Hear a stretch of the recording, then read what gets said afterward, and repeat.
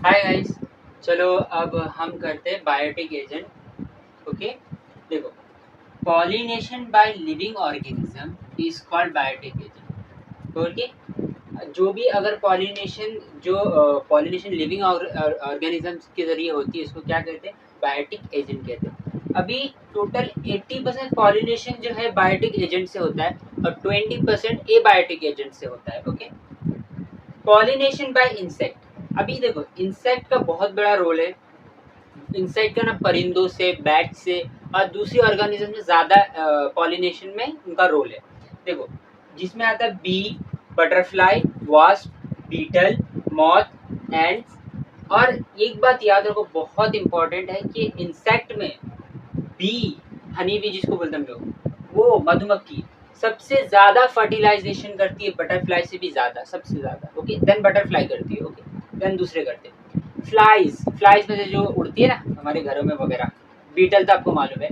Flower foul order होना चाहिए, मतलब गंदी गंदी सी स्मेल, बदबूदार स्मेल होना चाहिए। अगर इनसे अगर फर्टिलाइजेशन करवाना है तो गंदी बास होनी चाहिए फ्लावर के अंदर, वरना वो फर्टिलाइजेशन नहीं करते।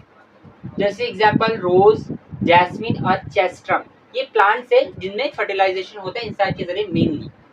Adaptation of flower. अब देखो, जो इंसेक्ट फ्लावर्स है, मतलब जिसे इंसेक्ट के जरिए पॉलिनेशन होगा, उसकी कुछ एडेप्टेशन होनी चाहिए। ओके, कैरेक्टर होना चाहिए कि देखो, लार्ज साइज होनी चाहिए। जो फ्लावर का साइज कितना होना चाहिए? लार्ज होना चाहिए। शोवी मतलब हर पार्ट दिखना चाहिए, ब्राइट कलर, और ब्राइट कलर होना चाहिए। स्वीट ऑर्डर मतलब मीठी मीठी भीनी भीनी स्मेल आती है। कभी कभी देखो रात रानी किस्म से मीठी मीठी भीनी भीनी स्मेल आती है, खुशबू आती है, उसी को बोलते हैं स्वीट ऑर्डर। और नेक्टर होना चाहिए। नेक्टर किसको बोलते हैं? जो एक जूस प्रोड्यूस करता है ग्लूकोज का, जो मीठा मीठा होता है। पॉलन ग्रेन स्पाइनी होना चाहिए। पॉलन ग्रेन पे कांटे कांटे जैसे होना चाहिए, स्टिकी होना चाहिए। क्यों स्टिकी होना चाहिए? क्योंकि उसमें पॉलन किट होता है, केमिकल जो स्टिकी अपीयरेंस देता है उसको। लेवल मैकेनिज्म, पता है लेवल मैकेनिज्म क्या होता है? हमारे लीफ जैसे ऊपर नीचे होता है, एक साल्विया प्लांट है जो ऐसे रहता है। अगर कोई प्लांट, समझो कि कोई अगर इंसेक्ट यहाँ पे आके बैठता है तो ऐसे नीचे झुकता है, तो ये ऐसे जाके उसकी पीठ पे या पीछे जाके ऐसे टच करता है, क्योंकि यहाँ पे ना पॉलन ग्रेन या स्टिग्मा लगा होता है। पॉलन ग्रेन होगा तो एंथर से सॉरी एंथर लगा होता है, जिसमें पॉलन ग्रेन होता है। पॉलन ग्रेन उसकी बॉडी पे चिपक जाता है, और जब वो दूसरी जगह जाता है तो वापिस बैठता है। अगर यहाँ पे वो बैठता है तो ऐसे झुकता है, तो ऊपर का इससे ऐसे आके उसकी पीठ के ऊपर लगता है। अगर एंथर लाया होगा, वो पॉलन ग्रेन लाया होगा, तो फर्टिलाइजेशन होगा स्टिग्मा के साथ। ओके, तो ये कुछ एग्जांपल है जिसको हम लोग बोलते हैं लेवल मैकेनिज्म। क्या बोलते हैं? या टर्न पाइप मैकेनिज्म भी बोलते हैं, जिसका एग्जांपल साल्विया। चलो गाइस, अब करते हैं हम पॉलिनेशन बाय बर्ड्स। अब बर्ड्स से पॉलिनेशन कैसे होते हैं वो करेंगे। Okay, they are small some there are some kind of birds which do pollination. Okay, सब बर्ड्स पॉलिनेशन नहीं करते, कुछ ही करते, जिसमें आ जाता है sunbirds, humming birds. Okay, example इसके।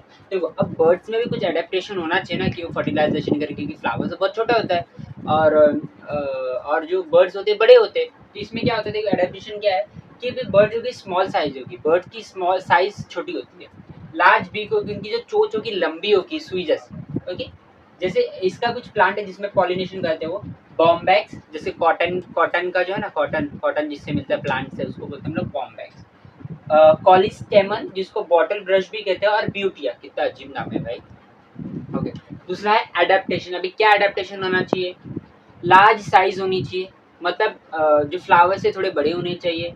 ब्राइट कलर होना चाहिए, इनका कलर ना अच्छा होना चाहिए दिखने में। ओके, शोवी अपीयरेंस मतलब इसकी जो फीमेल रिप्रोडक्टिव पार्ट्स है, मेल और फीमेल दोनों दिखने चाहिए।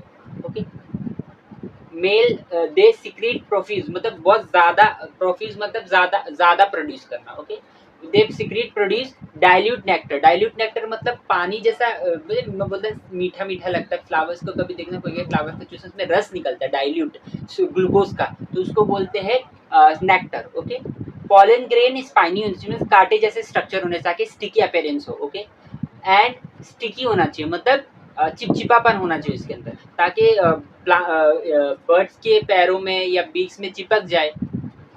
No odour because birds are poor sense of smell. देखो, जो बर्ड्स होते हैं ना, वो सूंघ नहीं सकते, क्योंकि उनको स्मेल नहीं आती, खुशबू नहीं आती, लेकिन इंसेक्ट्स को आती है। तो ये बहुत याद रखना आपको कि भाई बर्ड्स स्मेल नहीं कर सकते। ओके, चलो गाइस, अब करते हैं पॉलिनेशन बाय बेल्स।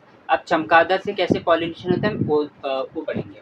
देखो, bats can transfer pollen grains over long distance, sometimes several kilometer। देखो, जो बैट से पॉलिनेशन होती है वो हजारों मीटर तक दूर तक, मतलब किलो का मतलब हजार, मीटर का तो आपको मालूम है, हजारों किलोमीटर तक, 1000 मीटर तक भी दूर तक पॉलन ग्रेन लेके जाके फर्टिलाइजेशन करवा सकता है, क्योंकि बैट में इतनी क्षमता है।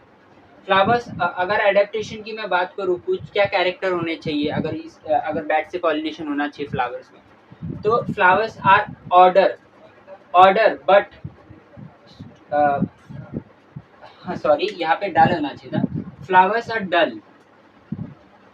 डल कलर, फ्लावर में क्या होना चाहिए, डल कलर होना चाहिए, डल कलर।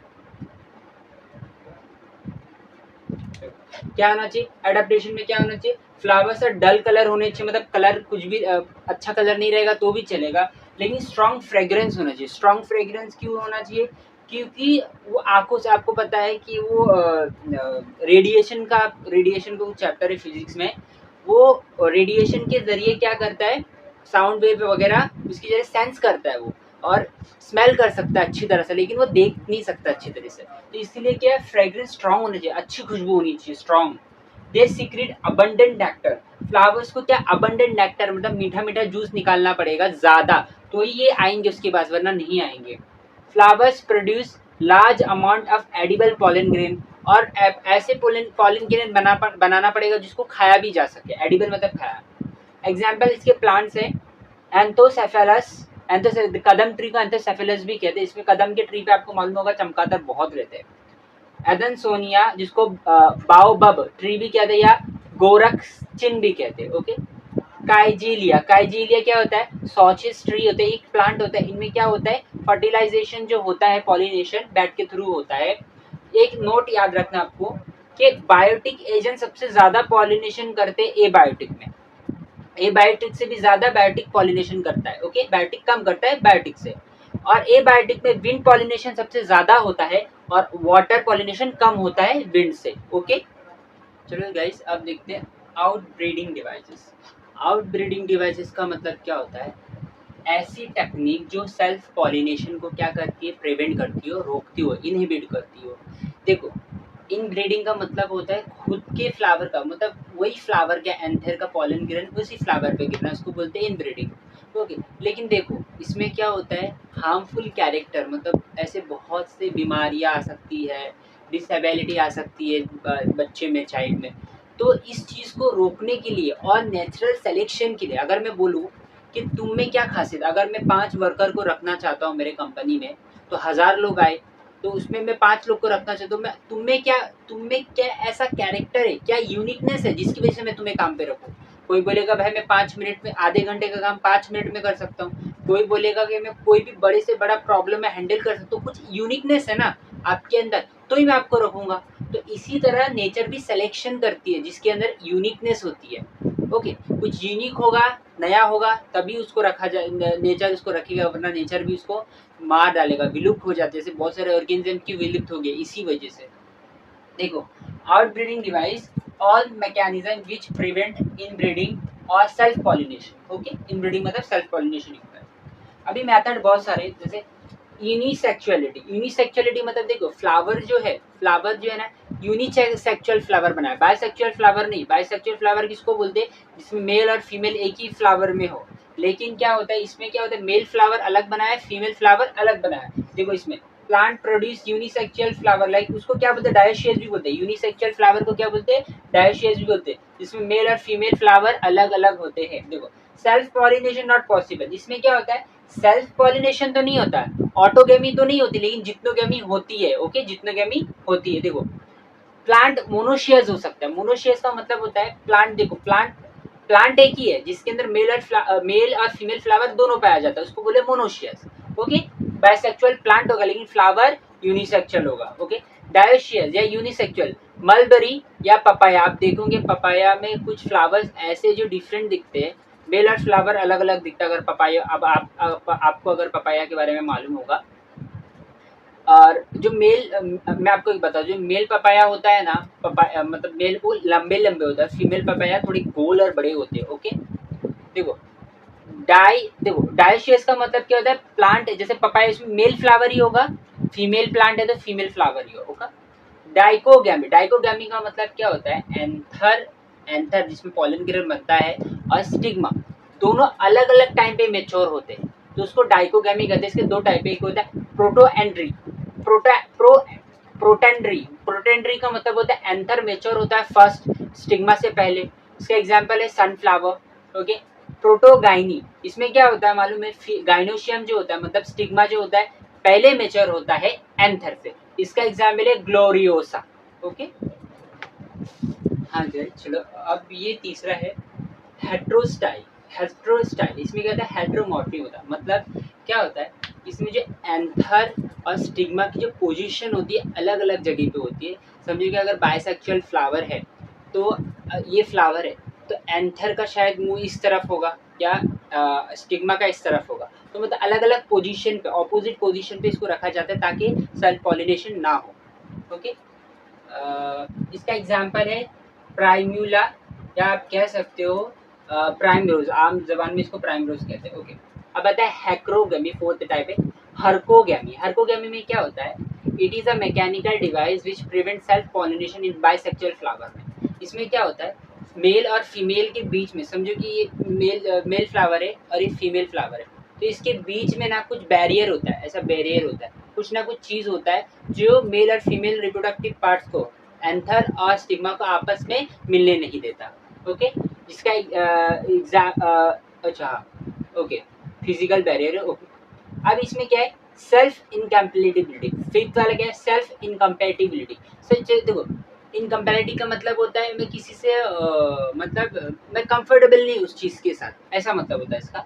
इसमें क्या होता है देखो, अगर अगर वही प्लांट का या वही फ्लावर के एंथर का पॉलन ग्रेन उसी फ्लावर की स्टिग्मा पे गिरा तो rejection of pollen from same plant, reject कर देता है कि मैं इसके साथ कंफर्टेबल नहीं, मैं इसके साथ फर्टिलाइजेशन नहीं करूंगी। It is a genetic mechanism, ये जेनेटिक मैकेनिज्म है क्योंकि ये जीन के थ्रू होता है।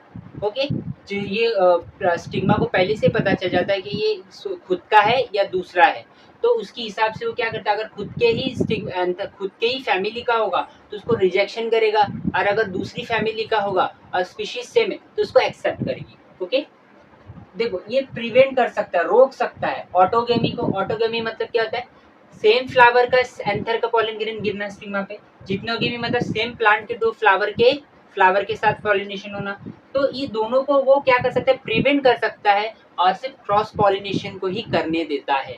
तो ये मोस्ट इंपॉर्टेंट है, ये वाला सेल्फ इनकम्पैटिबिलिटी। ओके,